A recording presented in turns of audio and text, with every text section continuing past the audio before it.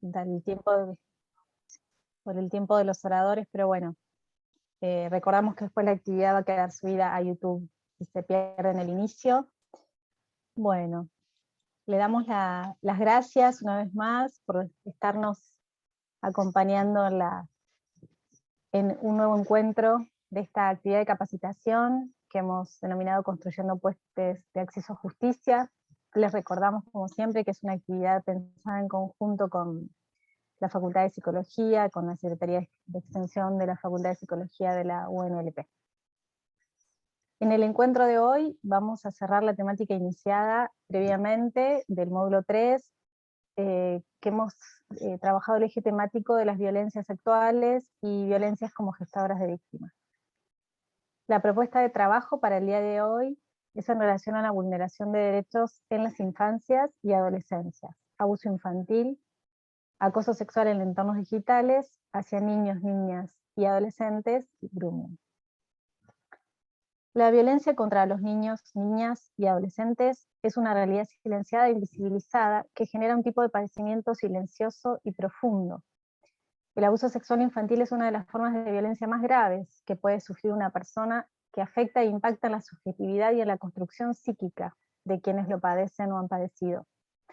Con esta mirada y con esta óptica de empatía hacia el padecimiento, y vamos a presentar a nuestra primera expositora. Ella es Marien Bajar, licenciada en Psicología, egresada de la UNLP, docente de la Cátedra de Psicología Forense en la misma casa de estudios, especialista en Psicología Forense en la Universidad de Ciencias Sociales y Empresariales, UCES.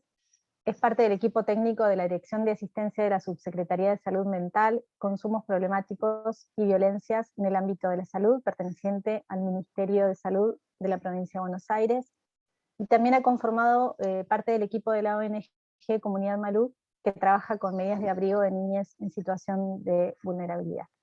Bueno, muchas gracias, Marien, por aceptar la participación de la actividad de capacitación del día de hoy. Bueno, bienvenida y te escuchamos. Bueno, muchas gracias, Carolina. Un gusto estar acá en este espacio. Bueno, buenas tardes a todos y a todas. Ya tuve presentación, así que vamos a arrancar. Ahora voy a compartir pantalla, pero previamente a eso me parece que voy a tomar algunas de las cuestiones que mencionó Carolina en la presentación del tema, un tema de una relevancia importantísima en nuestra actualidad, como es las violencias en la infancia y la adolescencia, temática que si bien es tan antigua como el ser humano, ¿no? Nos podemos remontar a los infanticidios en Roma, en Grecia. Es una temática que requiere seguir siendo visibilizada, ¿sí? Repensada, ¿sí? Interpelada. Primero para combatir estas violencias, ¿sí? Tan graves y de tanto impacto en la subjetividad de niños, niñas y adolescentes, y también para tener un posicionamiento ético frente a esto, ¿no? Yo voy a hablar mucho del posicionamiento ético-político, de la militancia, en cuanto a los derechos de niños, niñas y adolescentes, si se trata de esto, ¿no? Me parece que un principio es empezar a charlar sobre esto, repensarlo, ¿sí? Visibilizarlo, ¿sí? Así que bueno, por ahí para arrancar voy a compartir pantalla. Traje unas filminas que me van a servir un poco, a ver ahí si se ve. A ver ahí. ¿Se ve? ¿Bien? Bueno, bárbaro. Sí. Bueno, un poco puse el nombre de la nominación del módulo, un poco qué es lo que presentó Carolina. Una de las cuestiones que me parece fundamentales como para encuadrar el tema es la incidencia de las violencias en la actualidad, ¿sí? Que como dije, si bien son muy antiguas, cobran una pregnancia importantísima en este momento. No solamente lo vemos en los ámbitos laborales, lo vemos también en los ámbitos universitarios académicos, en las formaciones de grado y de posgrado, ¿no? Donde uno empieza a trabajar en cierta área y necesita especializarse, capacitarse, pensar estas problemáticas, por eso también es tan importante que estén a la orden del día en nuestra formación y nuestro trabajo, ¿sí? ¿sí? No solamente por esta cuestión, sino también que son fenómenos que aparecen mucho en lo que son los medios de comunicación, ¿sí? En lo cotidiano estamos viendo, ¿sí?, las violencias, no solamente las violencias en la infancia, ¿no?, las violencias por razones de género, ¿sí?, que también tienen mucho que ver con las violencias en la infancia, ahora vamos a conversar sobre eso. Entonces me parece que es un fenómeno que hay que visibilizar, ¿sí?, y que hay que empezar a pensar y a trabajar. En eso, una de las cuestiones también que tiene que ver con el contexto de actualidad, estamos saliendo de un contexto totalmente disruptivo y arrasador en nuestra vida cotidiana, ¿no? Estamos como ahí en el entre, ¿no? Pero estamos ya pensando, ¿no? Bueno, primero, ¿qué sucedió? Bueno, en la pandemia tuvieron las muertes y las cuestiones, fenómenos concretos, reales, que nos sucedieron a cada una y a cada una de nosotras. Pero ahora estamos pensando en qué efectos, qué secuelas va a dejar la pandemia, ¿no? La salud mental, yo también trabajo en un área que trabajamos mucho esto, ¿no? Bueno, ¿qué va a pasar con la salud mental de la población, ¿no? Es lo que queda, ¿no? Los efectos, podríamos pensar la pandemia, ¿no? Y de alguna manera las violencias en las infancias se han agravado en este contexto de emergencia sanitaria, que toma unas condiciones particulares, ¿sí?, sobre todo el confinamiento, ¿no?, que de alguna manera agudiza y agrava lo que son las violencias, ¿sí?, las relaciones de poder, ¿sí?, el patriarcado al orden del día ahí, manifestándose, también la imposibilidad de llevar a cabo ciertos actos que de alguna manera empiezan a movilizar el tema, ya sea en poder enunciarlo, poder contárselo a alguien, poder ir a denunciar, ¿no? Todas situaciones que van atadas, digamos, a las violencias por razones de género y las violencias en las infancias, pero que de alguna manera se ven detenidas y agravadas en este contexto de emergencia sanitaria, ¿sí? Y otra de las cuestiones que también va enlazado a estos dos ítems que planteé primero, es que es una temática que debe ser pensada como problemática de salud pública, ¿sí? Me parece que en esto de empezar a pensarla como una política pública concreta, ¿sí? La política pública implica no solamente visibilizar el tema, trabajarlo, especializarse, capacitarse, sino también proyectar y plantear lineamientos en su prevención y promoción, ¿no? Me parece que si bien, obviamente, hay muchos documentos que lo piensan en esa línea, ¿no? Documentos de UNICEF, la Organización Mundial de la Salud, la Secretaría Nacional de Niñez y Adolescencia, entre otros organismos que podemos hablar, porque hay un montón que trabajan estos temas, me parece que es importante seguir pensándolo de esa manera, ¿no? Que la temática de las violencias en las infancias debe ser pensada como una problemática de salud pública, ¿sí? En eso, bueno, ahí no sé si se ve el abuso sexual infantil, concretamente, ¿sí?, como para adentrarnos un poco en el tema de hoy, primero, es un delito, ¿sí? El abuso sexual infantil es un delito y es una de las formas de violencia más graves, ¿sí?, para lo que es la subjetividad y la salud de la población, ¿sí? En este caso, de niños, niñas y adolescentes. En esto es interesante, hay estadísticas, ¿sí?, que plantea la Organización Mundial de la Salud y UNICEF en relación a lo que son las violencias en la infancia y violencias por razones de género, donde en el año 2016 la Organización Mundial de la Salud planteaba que 1 de cada 5 mujeres y 1 de cada 13 hombres han sufrido abusos sexuales en la infancia, ¿sí? Miren lo que es, 1 de cada 5 mujeres, ¿sí? Quedémonos con este dato para pensar más adelante algunas cuestiones. UNICEF plantea en el 2014 que 1 de cada 10 niñas sufrieron abuso sexual en la infancia, ¿sí?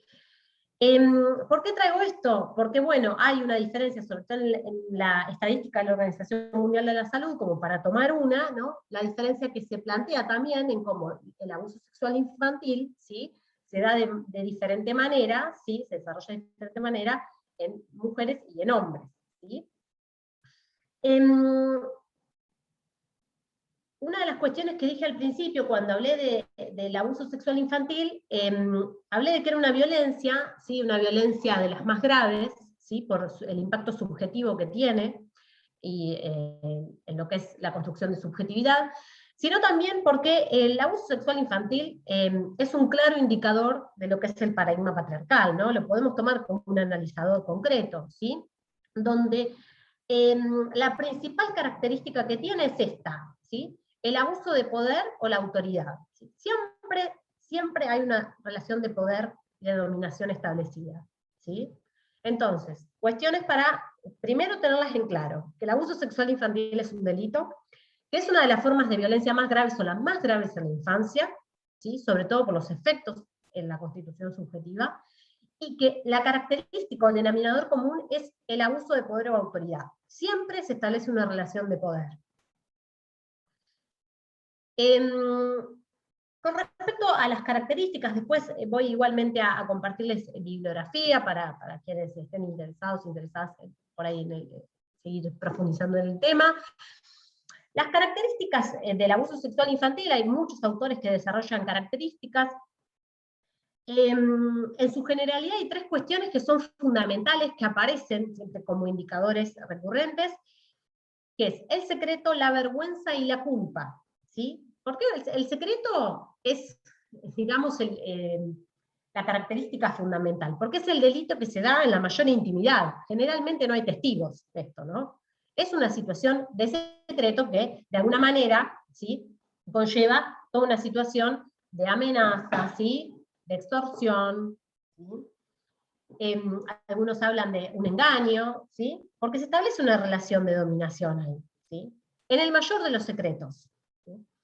La vergüenza, porque generalmente estas situaciones, ¿no?, se dan en el mayor de los secretos, se configuran, ¿sí?, entre dos personas donde una generalmente es adulta, ¿sí?, y ejerce manipulación, poder y violencia sobre la otra, ¿sí?, donde hay dos características que va a desarrollar ese niño o niña, que es la vergüenza y la culpa. La vergüenza, ¿sí?, de la situación abusiva, que no solamente podemos pensar en situaciones extremas como una penetración en el abuso sexual infantil. Sabemos que el abuso sexual infantil se trata de conductas abusivas, ¿sí?, que tienen distintos niveles de gravedad, ¿sí?, y de intrusión en el aparato psíquico, ¿sí? No hablamos solamente de esa cuestión extrema, ¿sí?, sino que hay situaciones abusivas que se dan de manera disruptiva, ¿sí?, que no tienen que ver con procesos incestuosos, ¿no? Hay situaciones que se dan una, dos veces, tres. Hace poco se comentó en un medio de comunicación, una persona mediática comenta una situación de abuso que le pasó en su infancia dos veces, ¿sí? O también podemos hacer la diferencia entre lo que son los procesos incestuosos, que muchos duran años, ¿sí? Generalmente los procesos abusivos son intrafamiliares la mayoría, en las estadísticas también, la mayoría se dan en el seno familiar, ¿sí? Aunque también hay situaciones que se dan con personas ajenas a la familia nuclear, como la podemos pensar, ¿no? Los principales referentes afectivos. Y otra cuestión muy importante, Ronald Summit es uno de los tantos autores que voy a mencionar, que habla del síndrome de acomodación al abuso, ¿sí? Esto él lo plantea hace varios años, ¿no?, donde plantea distintas características, ¿sí?, como un síndrome, ¿sí?, con distintas etapas o fases, ¿sí?, donde habla también secreto, desprotección, atrapamiento, adaptación, revelación tardía y retractación. Los primeros, todo lo que es el secreto, la desprotección y el atrapamiento, él refiere a la primera parte, ¿no?, donde hay toda una situación de persuasión, ¿sí?, de engaño, de ambivalencia, porque al niño se le genera esta ambivalencia. Aquel que me quiere y que me da amor es el que me hace daño, ¿no? Entonces ahí como se genera una ambivalencia en la afectividad, digamos. El atrapamiento es generalmente cuando ya está sentada esta relación abusiva, ¿sí?, donde una cuestión de no poder salir, ¿no?, como plantea Joan Serrana Trágica, pongámosle, ¿no?, como una cuestión de no poder ahí hacer nada con eso, hasta quedar atrapado. Y después hay un proceso de sobreadaptación a eso. Bueno, tengo que sobrevivir como puedo, ¿no?, que cuando veamos un poco los efectos vamos a hablar de qué pasa en ese momento cuando hay una sobreadaptación a este abuso, ¿no?, a sobrevivir como se puede en esa situación. Generalmente la revelación es tardía. El otro día escuchaba a Rosansky que hablaba y decía, ¿cuándo denuncia a alguien, un niño, un niño o un adulto, un abuso? Cuando puede. es literal, cuando se puede denunciar, y quizás no se puede denunciar nunca, ¿sí? No olvidemos esto. Y lo que es la retractación, ¿no? Que generalmente después de una revelación tardía lo que ocasiona, generalmente, si un niño empieza a enunciar todo esto, generalmente ocasiona un caos familiar, ¿sí? Una irrupción de algo totalmente traumático en la familia, quizás imposible de pensar, y esto genera una conflictividad al interior que hace que el niño vea que su familia se desmorona por eso, y se retracte, ¿sí? Puede suceder esto también. Entonces, es muy interesante cómo él habla de las distintas fases y etapas, que obviamente todo esto que estoy diciendo son características que podemos pensar en la situación de abuso sexual infantil, que a veces se dan, muchas de ellas, a veces se dan algunas, con mayor pregnancia que otras, que sí son indicadores, ¿sí? Y que todo depende de la historia singular y subjetiva de cada persona, de cada niño o niña, ¿sí? O sea, no hagamos de esto una regla ABC, porque sabemos que no es así, ¿sí? En esto, algunas por ahí para hablar de características y consecuencias del abuso sexual infantil, se pueden dar distintos fenómenos en distintas esferas digamos, de la vida cotidiana de ese niño. Cambios en la esfera emocional, ¿sí? No sé, un llanto repentino, sin motivo aparente, fenómenos de ambivalencia, ¿no? ¿Sí? Te quiero, te odio. Cambios en el comportamiento escolar, ¿sí? Hiperactividad, abulia, por ejemplo. Conductas autodestructivas, ¿sí? Fenómenos psicosomáticos que pueden producirse en el cuerpo, cambios físicos, enuresis, encopresis.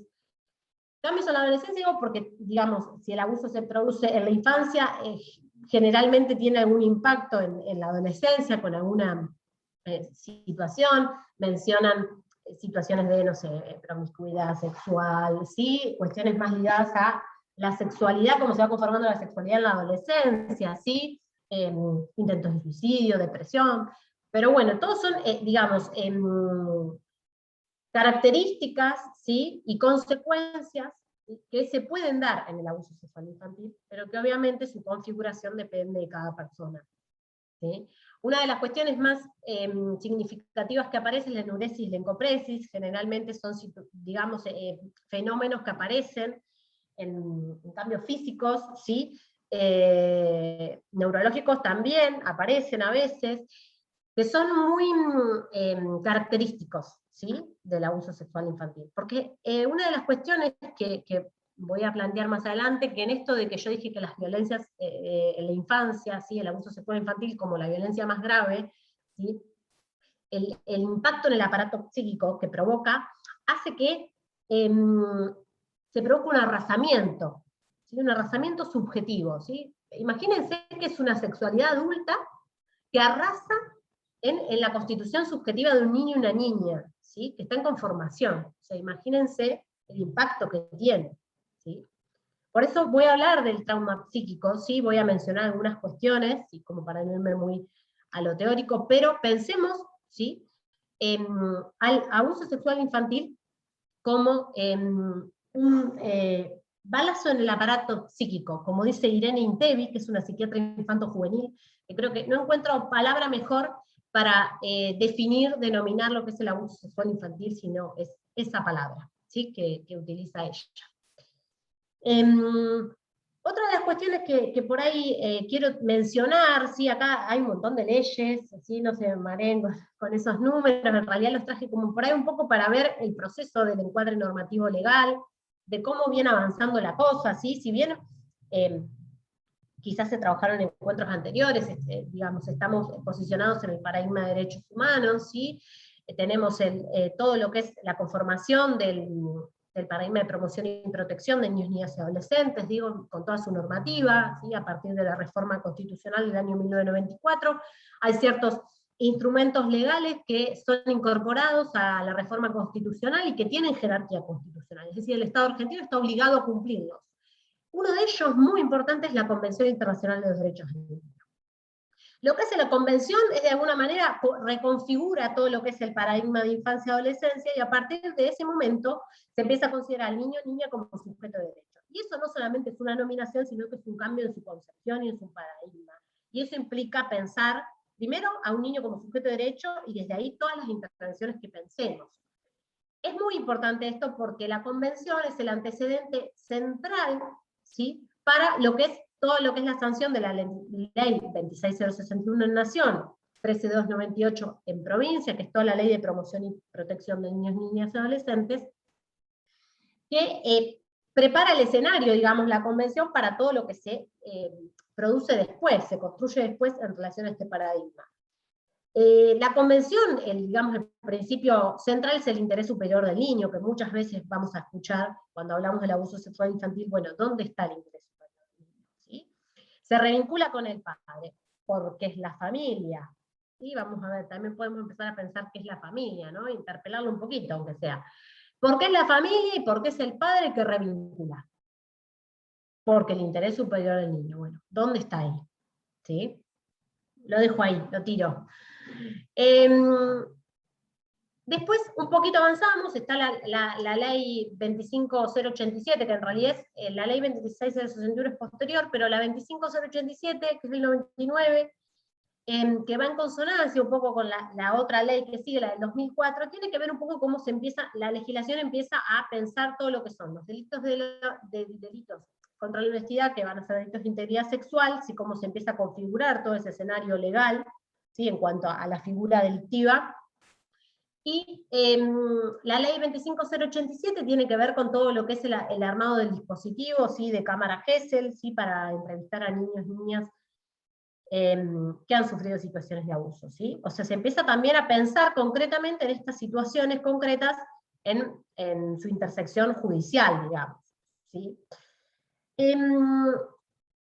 Después tenemos un poco de antecedente que está bueno, porque si alguien está investigando sobre el tema, son las leyes que hoy digamos, están en boga y se están interlocutando y debatiendo. Bueno, la ley Piazza, que es del año 2011, que tiene que ver con, digamos, todo este recorrido que hace el modisto, Piazza, que lleva su nombre, donde lo que se plantea es que las situaciones de abuso sexual infantil que se producen en la infancia, ¿sí?, van a prescribir a partir de la mayoría de edad, ¿sí? Antes no, prescribía cuando sucedía la situación. En cambio acá ya hay, digamos, algo que marca, bueno, un camino, un horizonte de cómo empezar a juzgar, ¿sí? Porque vamos a ver que no es solamente denunciar el hecho, sino denunciarlo, ¿sí?, y que se resuelva algo de eso, porque eso, en la manera que no se resuelve, ¿sí?, tiene la otra cara de la impunidad, ¿sí? Y los efectos en lo reparatorio tienen que ver con esto, ¿no?, con que se haga algo con lo que yo digo, con lo que yo cuento, ¿sí?, con esto tan doloroso que me ha pasado. Entonces, en ese punto ya ahí marca un horizonte de, bueno, vamos por ahí. Bueno, ¿cómo podemos ordenar, ¿sí?, en la cuestión de lo penal estas cuestiones?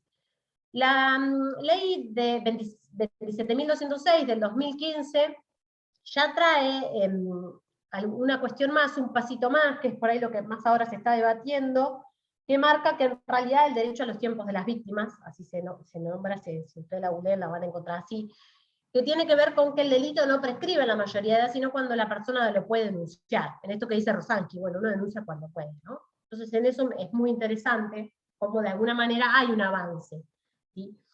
Lo que se está buscando concretamente o a lo que se apunta es que digamos, el delito de abuso sexual infantil sea imprescriptible, ¿sí? Porque los tiempos subjetivos en ese punto son muy particulares, digamos, la persona lo denuncia, ¿sí?, lo enuncia de una manera, ¿sí?, pero de ir a denunciarlo es todo otro acto, ¿sí?, muy importante, que conlleva mucho, ¿sí?, y que tienen que darse el otro día Susana Toporosi también, que es especialista en este tema, habla de todas las condiciones que se tienen que dar en un entorno, en un contexto, como para que esa persona pueda denunciarlo, y ni que hablar para ir a denunciarlo, ¿sí? Necesita mucho acompañamiento en esto. ¿Y qué se hace después con eso también, no? Sabemos cuántas denuncias hay concretas, ¿sí?, cuántas realmente son sustanciadas, bueno, ese es otro tema. Y la modificación en 2017, que en realidad es esta ley, ¿sí?, que modifica el artículo 119 del Código Penal, que un poco va a desmenuzar un poco la cuestión del acceso carnal, bueno, cuestiones muy jurídicas en relación a, concretamente, los delitos contra la integridad sexual. Un poco para ver cómo está la cosa hoy, ¿sí? Lo que se está pidiendo, o sea, hay organizaciones, instituciones que están pidiendo, ¿sí? Que el delito de abuso sexual infantil sea imprescriptible. Bueno, ¿cómo vengo de tiempo? ¿Bien? Porque me falta un montón, pero bueno, ustedes cualquier cosa me cortan y después... No, adelante, adelante. Bien. Bueno, acá un poco, yo siempre utilizo esta definición de la Organización Mundial de la Salud, porque hasta ahora es la que más me cierra, hay un montón de definiciones, ¿sí? Que puede haber de abuso sexual infantil, pero esta es una de las que más me gusta. Se considera abuso sexual infantil a involucrar a un niño en actividades sexuales que no llega a comprender totalmente, a las cuales no está en condiciones de dar consentimiento informado, o para las cuales está evolutivamente inmaduro, y tampoco puede dar consentimiento, o en actividades sexuales que transgreden las leyes o restricciones sociales. El abuso sexual infantil se manifiesta en actividades entre un niño y un adulto, o entre un niño y una persona que por su edad o por su desarrollo se encuentra en posición de responsabilidad, confianza o poder. ¿Sí? Son dos cuestiones que se juegan mucho, ¿no? En esto que aparece mucho en la cuestión del abuso sexual infantil. Bueno, era tu responsabilidad, vos tenés la culpa, vos lo provocaste, todas estas enunciaciones, ¿sí? O frases, también indicadores o analizadores del paradigma patriarcal, ¿no? Que habría que también interpelarlos un poco. Bueno, acá llegamos a algo que a mí me interesa al menos definirlo, mencionar, seguramente han charlado de esto en el encuentro anterior o en otros encuentros, en relación al patriarcado, ¿sí? Un poco lo traigo porque es el sistema, digamos, que está en la base, en la estructura, ¿sí? En nuestras raíces está esto, ¿no? Es un sistema donde todos estamos, digamos, inmersos en él, porque nacimos en ese sistema, y en lo cotidiano, ¿sí? Convivimos con esto. Es un sistema de dominio masculino, ¿sí? Que no solamente es un sistema de dominio masculino digamos, si lo pensamos, heteropatriarcal, de hombres hacia mujeres, sino también hacia niños, niñas y adolescentes, como otro sector muy vulnerable, ¿sí? De la población. Donde hay sí, se asignan roles, ¿sí? Funciones, maneras de ser, de estar, de habitar, ¿sí? Que condicionan también todas estas prácticas que suceden, ¿sí? En el mayor de los secretos, ¿sí? Que generalmente, en su mayoría, se dan de hombres hacia mujeres o hacia niñas, ¿sí? Donde claramente son violencias de poder, ¿sí? Acá traigo a Rita Segato, seguramente la mayoría la conocen, o la han escuchado, ¿sí? Que habla de que las relaciones de género son un campo de poder, ¿sí? Estas violencias, las violencias en la infancia también se juegan en ese término, digamos, donde hay claramente una relación de poder, de dominio, ¿sí? Y de sumisión, muchas veces, ¿sí? En esta, de las características que hablé al principio, ¿sí? Donde acá el niño no es considerado sujeto de derecho, sino objeto concreto, ¿sí? Objeto concreto que me da placer, ¿sí? Me da goce, como lo queramos llamar, ¿sí? Donde en esto del arrasamiento subjetivo también lo podemos pensar en esta línea, ¿sí? Como irrumpe una sexualidad adulta en una constitución subjetiva. Bueno, y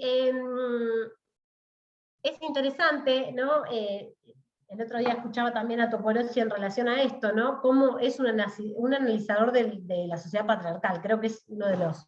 Hoy, en esto de la visibilización del abuso sexual infantil, que hablábamos un poco, ¿no? Cómo aparece en lo cotidiano, en los ámbitos de trabajo, ¿no? Donde aparecen muchas situaciones y dicen, pero ¿cómo? Hay muchos casos de abuso sexual infantil. No, en realidad están siendo analizadores y se están visibilizando. O sea, abusos sexuales infantiles hubo siempre. Y ni que hablar de procesos incestuosos, ¿no? En el mayor de los secretos, que quizás duran toda la vida. También como Susana el otro día hablaba de cómo a partir de la denuncia de Telma Fardín empiezan a aparecer, digamos, este tipo de denunciaciones, ¿no? De situaciones de violencias en la infancia que, de alguna manera, ¿sí? Se reactualizan a partir de eso y empiezan a denunciarse, ¿sí? Muy interesante porque ella hablaba ahí un poco, que recién hablábamos con Carolina y con Ana, antes de entrar un momentito, de cómo el abuso sexual infantil, una cosa, digamos, es el acto en sí, ¿sí? El arrasamiento ahí, en concreto, que puede durar una vez o un montón, digamos, y que eso no tiene que ver con las secuelas que va a tener, porque en realidad el efecto ahí, no lo sabemos, tiene que ver con, no solamente con los mecanismos de defensa, con las condiciones, con lo que puede hacer también esa persona después, si lo puede trabajar y elaborar algo de esta cuestión. Pero otra cosa es su inscripción psíquica, porque muchas de las cuestiones que suceden, sobre todo las consecuencias, que en estos mecanismos defensivos se dan a veces muchas situaciones de encapsulamiento, ¿sí? Del trauma, ¿sí? De una cuestión como de huella en la memoria, ¿no? Bueno, hay algo que algo que falta, ¿sí? Como una pieza sin encastrar, ¿no? Que se empieza de alguna manera a armar mucho tiempo después, muchos años después, ¿sí? La disociación, los fenómenos disociativos, digamos, esta cuestión de, bueno, me pasa esto, pero totalmente me desafectivizo de la situación para sobrevivir, ¿no? En esto de como desdoblarme, ¿no? Bueno, no quiero hacerlo muy técnico psicológicamente, porque bueno, por ahí la gente que está escuchando hay gente que por ahí es de otras profesiones, o trabajadores y trabajadoras, y bueno, no me quiero ir mucho a lo psi, pero para que se entienda, ¿sí? Son fenómenos concretos que plantean mecanismos de defensa, pero que también son muy comunes, ¿sí? En el traumatismo del aparato psíquico frente a estas situaciones. Bueno, acá voy a entrar en un tema bastante actual, ¿sí? El otro día también escuchando a Rosansky, ¿sí? Es un juez, bueno, que es muy conocido en esta temática, se especializa, para quienes no lo conocen, hablaba un poco de, bueno, ¿qué está pasando? Porque las víctimas, ¿quiénes son las víctimas? Las víctimas son, digamos, pongámosle, ¿no? Tendríamos que también hay cuestionar, bueno, cómo pensamos los términos, pero bueno, tenemos a estos niños, estas niñas, claramente, generalmente a sus madres, porque son las que llevan a cabo, digamos, y acompañan estas situaciones de denunciación y de denuncia, y también los profesionales, ¿sí? Generalmente son los que acompañan estas situaciones, ¿sí? Que militan por los derechos de niños, niñas y adolescentes, ¿sí? Que se posicionan en estos temas, ¿sí? Porque una de las cuestiones más difíciles en el abuso sexual infantil es que son violencias muy difíciles de probar, digamos, ¿sí? Porque, por esto mismo que dije, ¿no? Porque no hay testigos y porque generalmente, digamos, lo que hay, digamos, de prueba, de contenido probatorio es el relato del niño como el indicador principal, ¿sí? Pero bueno, depende de la edad también, es cómo se arma ese relato, qué se puede decir de ese relato, qué se puede evaluar, pongámosle para un informe pericial, y todas las otras manifestaciones que se pueden dar, ¿no? El esfera emocional, física, entonces es como muy complejo, por eso hay tanto debate en relación a esto, ¿no? Y tantas campañas, ¿no? Obviamente, en contra de esto de no creer en los niños, ¿no? Bueno. Se produce un movimiento siempre que hay un avance en relación a los derechos de niños, niñas y adolescentes, que esto no es de ahora, ¿no? Que los profesionales vienen trabajando hace muchos años en relación a esto, pero ahora se está dando de nuevo un batacazo a esto, entre el avance en los derechos hay un contragolpe, ¿sí? Que se llama backlash, por ahí lo han escuchado, si empiezan a leer sobre estos temas, aparece mucho la figura del backlash, ¿sí? Como de deslegitimar, perseguir, cuestionar todas las denuncias de abuso sexual infantil y los profesionales, digamos, que velan por los derechos de niñas y niños adolescentes, ¿sí? Hasta amenazas. El otro día justo escuchaba esta charla donde hablaban concretamente amenazas de muerte a profesionales, ¿no? Digamos, son situaciones muy extremas. En el año 2000, como para situar un momento, se presenta en Argentina, es un recurso también que utiliza este backlash, este contragolpe, un fenómeno que se empieza en Argentina a utilizar a partir de un juez que lo trae, porque empieza a hablar digamos, de las epidemias de las falsas denuncias, ¿sí? El juez Cárdenas, que empieza a hablar sobre esto, instala el tema, ¿sí? Y empieza a circular lo que es el síndrome de alienación parental. Este síndrome concretamente es un constructo que no tiene validez científica, ni rigor, ni sustento científico, que ha sido desestimadas por muchísimas organizaciones científicas, que que se basa concretamente, está construido en base a una ideología patriarcal, concretamente, ¿sí? Por eso digo que es un recurso ofensivo, ¿sí? Y de estrategia de defensa, ahora voy a decir por qué, que se instala concretamente con mucha pregnancia y fuerza en el ámbito judicial, ¿sí? Entre psicólogos, abogados, funcionarios de la justicia en general, ¿sí? Pero donde tiene mayor pregnancia es en el Poder Judicial. Hoy concretamente tenemos un montón de pronunciamientos sobre el tema, ¿sí? Digamos, en desterrar, ¿sí? En no tener en cuenta el síndrome de alienación parental, ¿sí? Desestimarlo, desde, no sé, DCM, CIE, digo, podemos pensar digamos, en los grandes manuales médicos, como también podemos pensar en colegios profesionales, un montón de colegios profesionales. Ya yendo a mi disciplina, la FEPRA, ¿sí? La Federación de Psicólogos, la Asociación de Psicólogos, la Facultad de Psicología concretamente tiene un pronunciamiento del 2014, ¿sí? En relación al SAP, pero aún lo que es más importante es que a raíz de los medios de comunicación, de un programa que se sucedió el año pasado, donde se vuelve a hablar del síndrome de alienación parental, se hace un nuevo pronunciamiento en contra de donde hay un documento concreto de la Secretaría Nacional de Niñez y Adolescencia, ¿sí?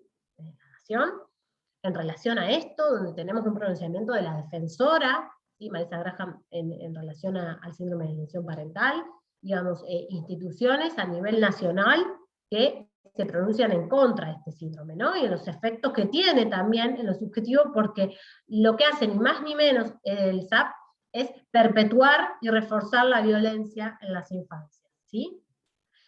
Concretamente, este síndrome, ¿cómo surge? Surge por el doctor Richard Garner, ¿sí? Era un pediatra estadounidense, que en 1985 empieza a hablar de esto, ¿sí? En el 2004 se suicida porque tenía una orientación a la pedofilia, ¿sí? De hecho todas sus teorías en relación a la infancia tienen que ver con la pedofilia. Es el principal referente del término, de hecho él tenía sus propios escritos, ¿sí? Donde los publicaba en su propia editorial, ¿sí? Por eso es el principal referente del término. Empieza como perito en divorcios controvertidos por tenencia de niños, niñas y adolescentes, donde se debatía lo que era la tenencia. También él hablaba mucho de las técnicas de desprogramación, porque había trabajado con militares estadounidenses, ¿sí? Y hay una frase que él utiliza mucho, que es el lavado de cerebro, ¿sí? O las técnicas de programación, digamos, donde circula más el término en sus escritos, es en relación al lavado de cerebro. ¿Qué es esto? Lo que él plantea concretamente es que el niño, ¿sí? Que tiene el síndrome de alienación parental, la madre es la alienadora, que le implanta ideas en la cabeza a ese niño para que ese niño las reproduzca, ¿sí? Pero que en realidad es un síndrome, ¿sí? Son ideas implantadas. Este síndrome se plantea de dos cuerpos argumentales concretos que él lo plantea, uno que tiene que ver con que quiere asemejar este síndrome a un síndrome de naturaleza médica, donde son en realidad características que él plantea, ¿sí? Síntomas que en realidad son meramente una descripción de manifestaciones, pero que no tienen un origen biológico médico, como lo quiere pensar, que no tienen relación entre sí, ¿sí? Una mera descripción de un fenómeno, y por otro lado, donde la medida concreta que toma frente a estas cuestiones, cuando se argumenta que hay síndrome de alienación parental, es el cambio de custodia, ¿sí? Es decir, con la terapia de la amenaza, que acá lo vemos mucho en la terapia de la amenaza, no lo vemos en lo concreto extremo, como lo pensaba Garner, ¿sí? Donde había psicólogos, ¿sí? Que lo llamaba terapeutas que se dedicaban a amenazar, ¿sí? A las familias si no accedían a lo que pedía generalmente el progenitor acusado, ¿sí? Era un tratamiento terapéutico por la fuerza. Hoy concretamente lo que vemos, más en lo concreto como terapia de la amenaza, es la revinculación forzada, ¿sí? O la revinculación porque es el padre, ¿sí? Hoy, si bien hay muchos fallos en contra, fallos, digamos, que han llegado a cámara apelados por estas cuestiones, El síndrome de alienación parental quizás no aparece de esta manera visible como síndrome de alienación parental, aunque sí, en otros países sí, pero aparece con otras nominaciones, ¿sí? Interferencias parentales, ¿sí? Le llenó la cabeza, es decir, siguen apareciendo los términos, la terapia de la amenaza, concretamente con esa figura de la revinculación. Les comento, hay un libro que después si quieren se los comparto, hay una psicóloga que es argentina pero que vive en España, que se llama Sonia Vaccaro, Consuelo Barea, que ahora Sonia está sobre todo investigando lo que es la violencia vicaria, es decir, ejercer la violencia hacia la mujer a través de los hijos. ¿Sí? Ella tiene un libro con Consuelo Barea sobre el síndrome de alienación parental, sobre el pretendido síndrome de alienación parental, un libro entero, ¿sí? Donde desmenuza todo, tiene un montón de estudios, también porque ella trabajó en el Observatorio de Género de España, vive en España, hay mucho desarrollo en España sobre este tema, porque también hubo mucho avance del TAP. Es un libro que recomiendo, no se consigue en librerías, se tiene que comprar por internet, pero bueno, voy a tratar de facilitarles algunos capítulos como para que tengan, pero bueno, a quien le interese el tema, hay, digamos, un desarrollo pormenorizado de esto, y si igual ustedes googlean un montón de autores, en Chile también hay un avance de esto, entonces hay mucho material bibliográfico en Uruguay, sobre lo que es el síndrome de alienación parental. Más en Argentina también tenemos concretamente muchas profesionales, mujeres la mayoría, que están trabajando sobre este tema, ¿sí? Tenemos una abogada, una jueza de paz en Necochea, Joffre, que tiene un libro sobre esto también muy interesante, ¿sí? Ya ha empezado a haber un recorrido teórico acá concretamente en Argentina sobre este tema. Bueno, él hablaba de síntomas, como les dije, yo acá se los voy a mostrar, digamos. Estos síntomas que él planteaba, sí eran síntomas primarios de diagnóstico, porque tenía, digamos, su formación médica. Entonces él trataba de encontrar, digamos, la mayoría de estos síntomas en un niño, entonces planteaba que tenía el síndrome de alienación parental, ¿sí? La mayoría tenían que ver con esto, ¿no? Con que el niño denigraba al progenitor acusado, ¿sí? Que había un desprecio por él, ¿sí? Que no había ambivalencia, te quiero te odio, sino que te odio, ¿sí? El pensador independiente, el fenómeno del pensador independiente habla de como que podía verbalizar, ¿sí? O enunciar situaciones muy armadas, ¿sí? Que hacían como que esas situaciones se habían implantado, ¿sí? Que no podían ser reales, por ejemplo. Apoyo, reflexión automática, es decir, apoyo en este caso, a la madre, porque no olvidemos que tiene toda la ideología patriarcal, entonces la alienadora siempre es la madre, ¿sí? Y la presencia de escenarios prestados tiene que ver con el fenómeno de pensador independiente, ¿sí? Escenarios prestados por esto, por implantación de ideas, y como que tenía rechazo, no solamente al padre, sino a toda la familia paterna, por ejemplo, ¿no? Entonces estos eran sus indicadores. Él buscaba la mayoría de indicadores para confirmar el abuso sexual infantil. El síndrome de alienación parental, perdón. Y en eso hay un trabajo realizado por Paulucci muy interesante, que esto está en internet, que habla menciona ciertas citas de Gardner, sí, yo acá traje una, ¿no? Pero que hablaba de esto, ¿no? Del niño como una máquina sexual, ¿no? Entonces que los encuentros sexuales entre adultos y niños eran beneficiosos en la infancia, ¿sí?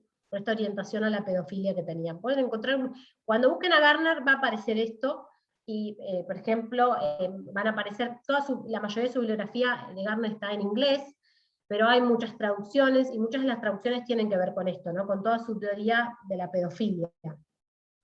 Y él hablaba de un razonamiento circular, es decir, decía que si un niño acusaba a su padre de abuso sexual o de maltrato, eso era un síntoma de SAP y en realidad no había sucedido el hecho, ¿sí? Es decir, si el niño lo denunciaba, ¿sí? Ya eso era un síntoma de SAP y no había abuso. Es una cosa que no tenía una lógica, ¿sí? pero que se basaba en eso, ¿sí? Él no podía discriminar entre cuándo sí sucedió un abuso, un maltrato verdadero y cuándo no, sino que él demostraba solamente cuando había SAP. No podía refutar su teoría, ¿sí? Por eso dice que son en realidad hipótesis que se caían por tierra enseguida.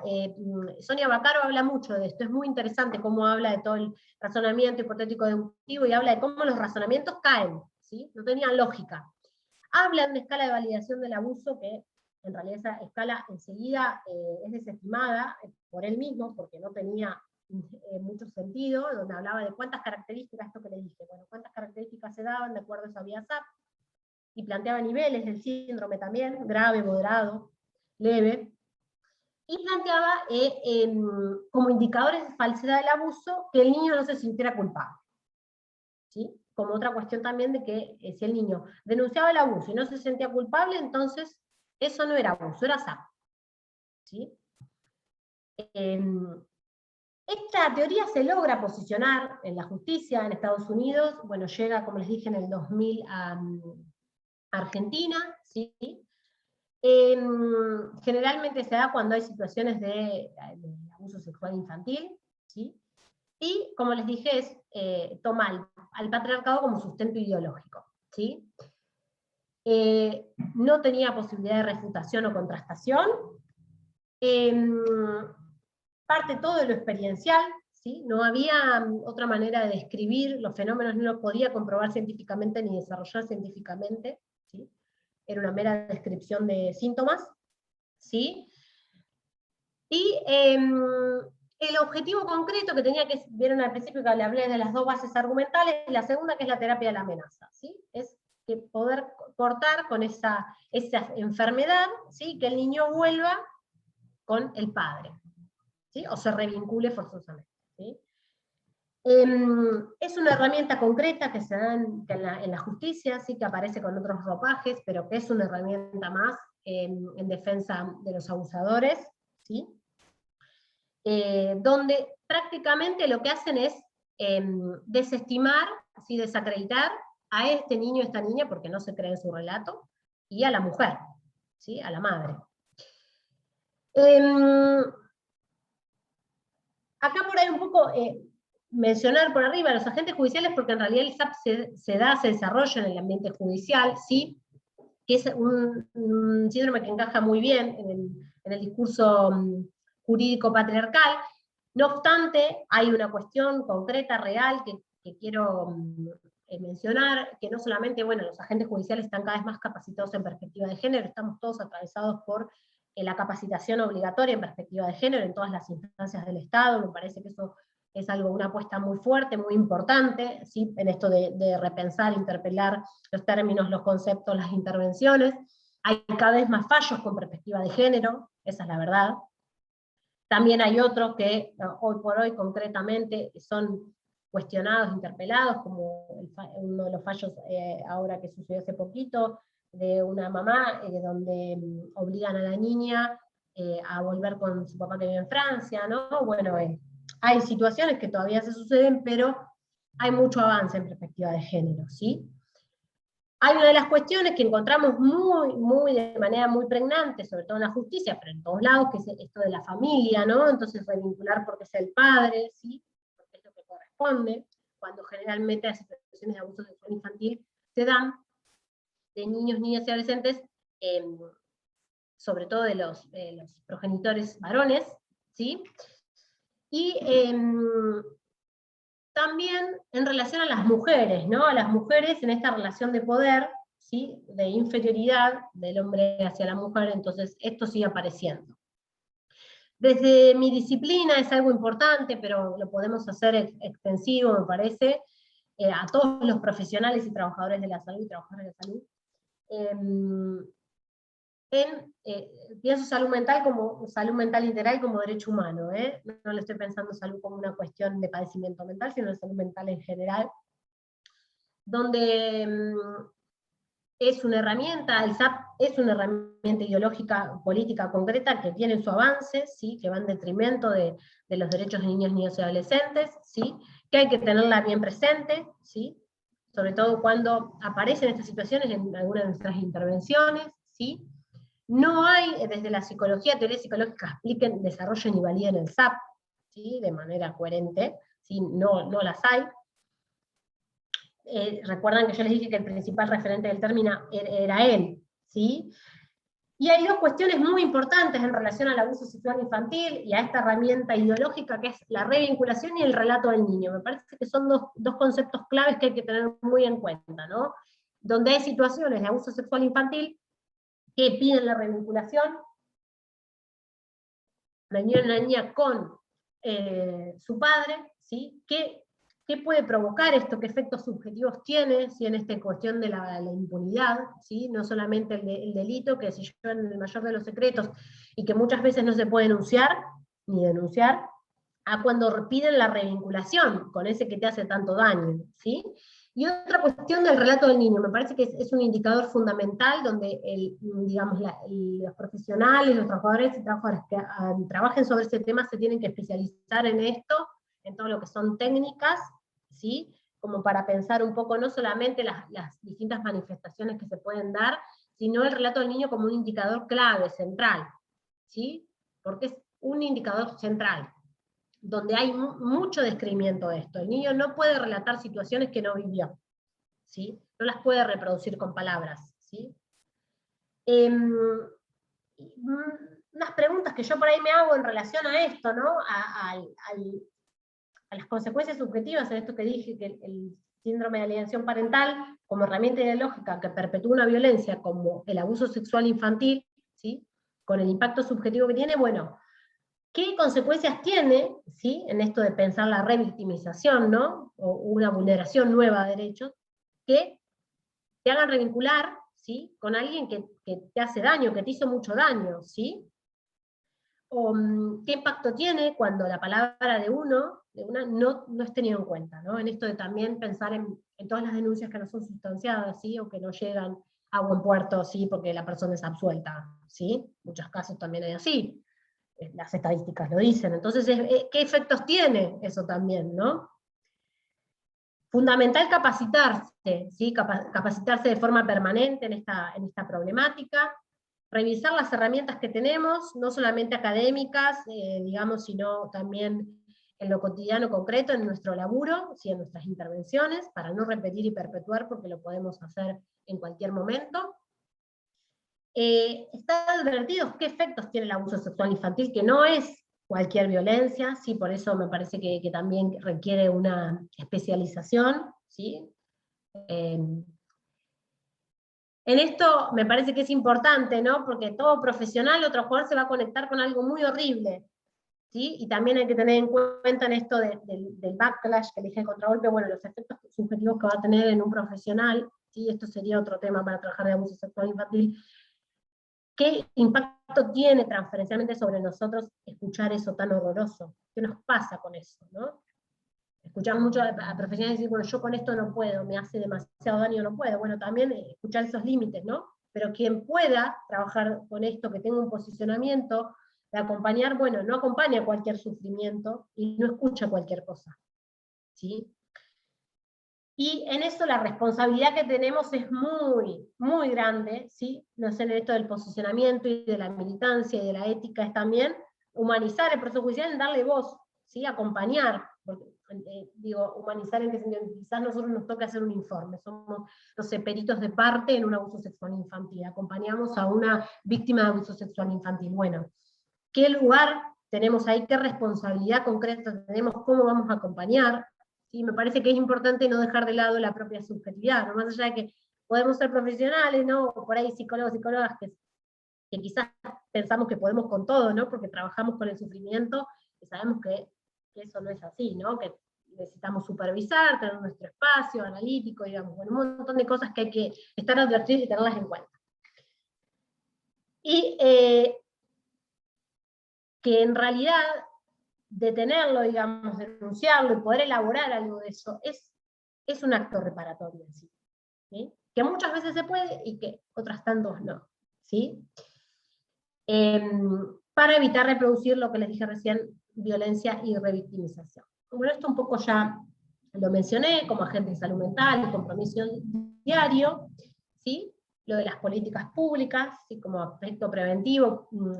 En esto me parece que también el rol central que tiene la ESI, ¿sí? Es fundamental como estrategia preventiva, hablar de esto, hablar de estos temas, ¿sí? Y que como el SAP no nace en un contexto clínico, ni psiquiátrico, ni psicológico, ¿no? Sino como una invención de una persona, bueno, es de suma importancia poner el foco en todas las áreas, ¿no? Intervención, prevención, concientización, esto de visibilizar, ¿sí? Bueno, y una frase que en realidad para mí sintetiza todo, porque es mía, no la copié de ningún lado, por eso no tiene ninguna cita. ¿Qué significa para mí atravesar estas situaciones, acompañarlas? Escuchar el dolor de un niño o una niña, creer en su palabra. Ay, se me fue. Ahí está. Me quiero leer y esperen que los voy a minimizar a ustedes. Ay, me fui. A ver ahí. Que era la parte más linda. A mí la que más me gusta. Ya llego, ¿eh? Hoy. Voy a la última, así más fácil. Ahí está. Ah, ahí va. Ahí está. Escuchar el dolor de un niño o una niña, creer en su palabra, poner el cuerpo a lo luminoso, advertirlo y soportarlo. Traducir en palabras aquello indecible, abrazar su llanto, contener su grito, entender su silencio. Es la práctica más ética, valiente y respetuosa que podemos tener como trabajadores de la salud. Bueno, muchas gracias. Bueno, muchas gracias, Mariel, por tu exposición. Y para recordarles e invitarlos a todos que quieran hacer preguntas, que lo hagan a través del chat, y una vez finalizado la exposición de esta segunda parte, las leeremos para que puedan ir contestando, ¿sí? Muchas gracias. Y ahora sí, damos la palabra a esta segunda parte de esta capacitación a Gabriela Peglia, quien es director de Planificación y Monitoreo de la Subsecretaría de Política Criminal, perteneciente al Ministerio de Justicia y Derechos Humanos de la provincia de Buenos Aires. Gabriel es graduado de la Facultad de Periodismo y Comunicación Social de la Universidad Nacional de La Plata, y actualmente es docente de Planificación de Procesos Comunicacionales de dicha facultad y de la Universidad de La Plata, ¿verdad? Bueno, Gabriel nos va a hablar sobre los aspectos generales del grooming, a qué llamamos acoso sexual a niños, niñas y adolescentes en entornos digitales, cuáles son los mecanismos de actuación de los acosadores, y nos va a compartir el desarrollo de la guía de actuación ante situaciones de grooming. Bueno, bienvenido y te escuchamos, Gabriel. Bueno, gracias por la presentación y también por la invitación a este espacio. Espero poder hacer un aporte al seminario que están llevando adelante, que ya me han contado que vienen trabajando. Así que, bueno, como bien decías, yo estoy hoy acá en representación de la Subsecretaría de Política Criminal del Ministerio de Justicia y Derechos Humanos de la provincia de Buenos Aires, y formamos parte de un programa interministerial que a lo largo de mi exposición les voy a contar de qué se trata. Voy a compartir también un PowerPoint para poder acompañar, ¿no?, esta presentación. Vamos a ver si ahí se ve. Bien. ¿Ahí se ve?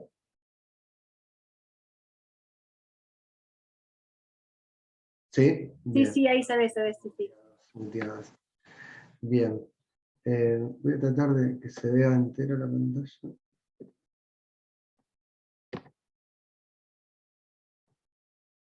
Anda media mal mi computadora. Bueno, quería comenzar contando no la problemática, sino la respuesta que empezó a construir el Estado provincial desde el año pasado.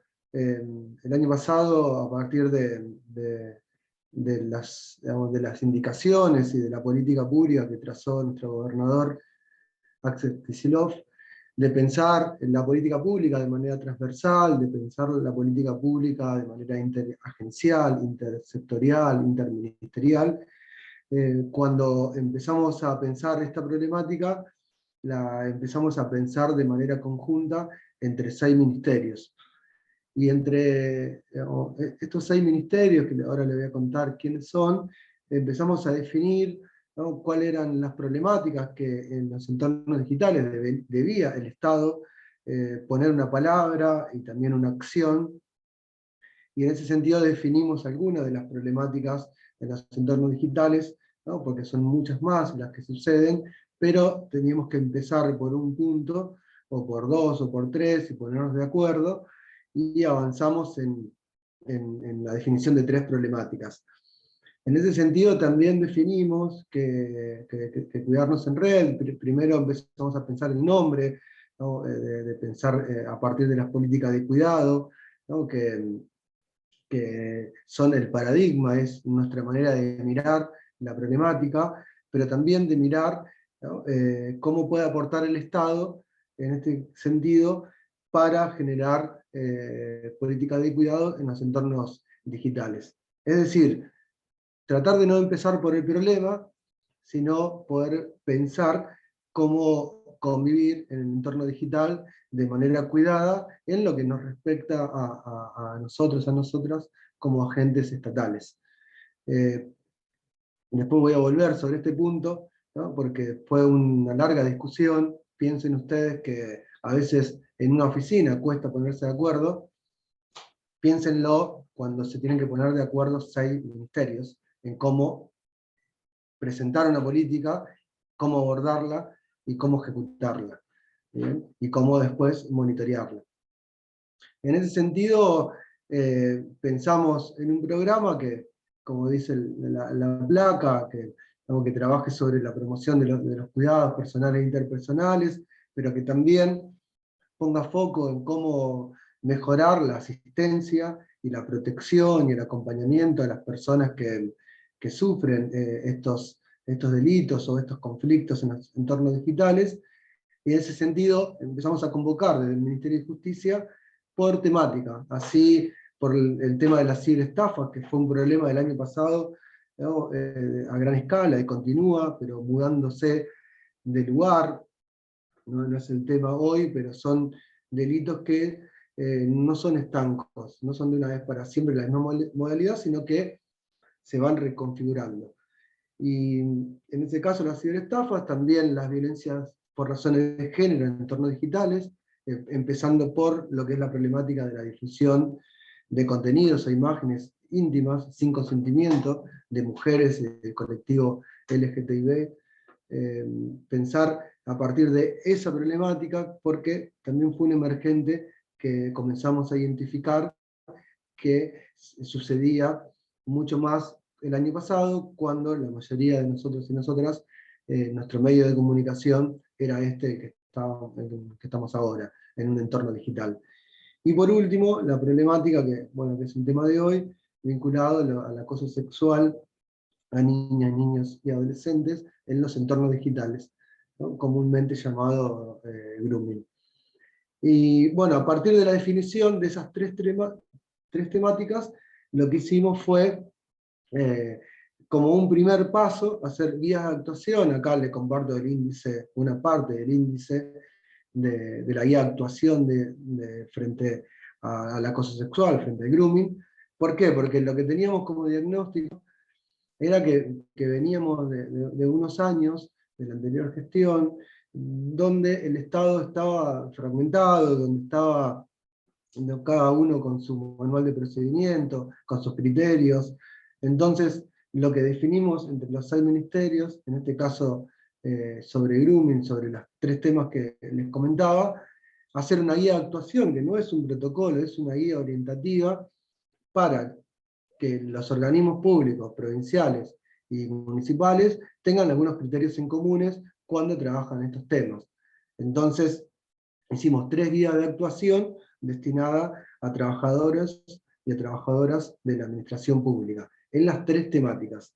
¿Bien? La mayoría, en términos generales, las guías explican el fenómeno, por un lado, después genera cuáles son los principios de actuación a partir del cual el Estado debe mirar esa problemática y debe actuar, y después cuál es o cómo debería ser la intervención interministerial, y después nos vamos a dedicar justo acá a esta parte vinculada a la intervención judicial, y bueno, y brindar teléfonos y brindar información para que los organismos tengan todo a mano. Porque van a ver que acá, en esta guía, por ejemplo, tienen toda la información del Ministerio de Desarrollo de la Comunidad, de Justicia, de Educación, de Salud y de Justicia de Nación, todo en un mismo documento, cuando a veces nos aparece de manera separada. Así fuimos por cada uno de los temas, se generaron 3 guías de actuación, se generaron capacitaciones el año pasado, y este año se generaron capacitaciones en los 3 temas, en grooming, en violencia de género digital y en ciberestafas. Y en grooming ya hicimos a lo largo del año 5 ediciones, vamos por hacer la 6ª en noviembre, para lograr, ustedes van a ver acá los que están en gris, todavía fueron los municipios que van a ser convocados en noviembre, pero ya alcanzamos a 104 municipios y participaron más de 1.200 trabajadores y trabajadoras.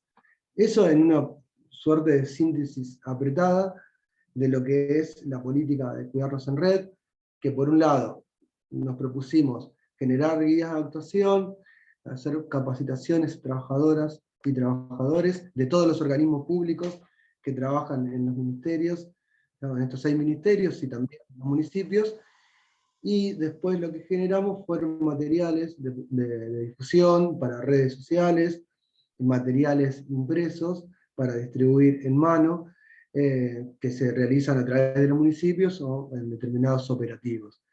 Y también publicamos una página web donde todo lo que estoy diciendo está en la página web, que lo pueden buscar como Cuidarnos en Red, y ya les sale en la dirección de la página. Ahí van a encontrar explicado el fenómeno, porque está bastante explicado. Si uno quiere saber qué es el grooming, la mayoría de las ONG que trabajan en este tema, la mayoría coincide, ¿no?, en qué es, a qué se asocia, cómo prevenirlo, cómo hacer la denuncia, pero después hay matices cuando lo presenta el Estado, porque este tema lo venía agendando las organizaciones de la sociedad civil, organizaciones de víctimas, como Mamá en Línea, como Grooming Argentina, como Argentina Cibersegura. Bueno, hay una serie de organizaciones que venían y que vienen trabajando muy fuerte este tema, y era hora que el Estado provincial, en este caso, tenga una política pública, el Estado Nacional tenga una política pública, ¿no? De hecho, el año pasado se aprobó una ley nacional donde el Estado crea un programa nacional de concientización frente al grooming. Bueno, ¿qué es el grooming?